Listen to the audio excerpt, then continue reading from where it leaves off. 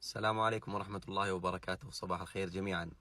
إخواني في الله، من أعظم ما يعين على العمل الصالح والاجتهاد فيه أن يستشعر المسلم قرب الجنة وقرب النار.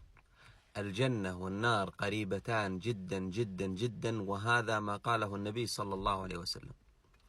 قال عليه الصلاة والسلام: الجنة أقرب إلى أحدكم من شراك نعله، والنار مثل ذلك، يعني قريبة أقرب إلى أحدكم من شراك نعله. الجنة الآن موجودة وتتزخرف وتتزين، وكذلك النار الآن موجودة وهي تضطرم وتلتهب، نسأل الله السلامة والعافية منها.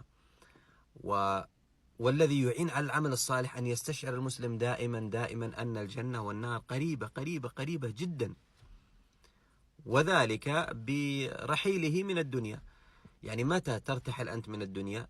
يمكن بعد ساعة ونص، يمكن بعد صلاة الظهر اليوم، يمكن على غروب شمس اليوم أنت في عداد الأموات، يمكن بكرة الصباح بدري أنت في عالم الآخرة. ما تدري، قد يكون الأمر قريب جدا.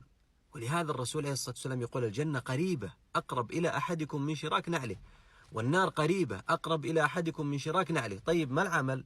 العمل هو الاجتهاد في العمل الصالح، وأن الإنسان لا يتوسع في المباحات فضلا عن المحرمات، وينشغل في عبادة الله، ينشغل في طاعة الله، ينشغل في العمل الصالح، ينشغل في جمع الحسنات.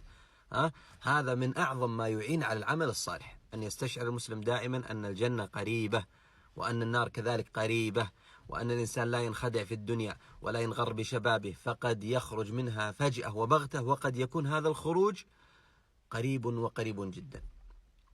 أسأل الله سبحانه وتعالى أن يعيننا وإياكم على العمل الصالح. يا إخوة، دائما تذكروا قرب الجنة والنار، دائما تذكروا قرب الجنة والنار، فإن هذا يعينكم على العمل الصالح.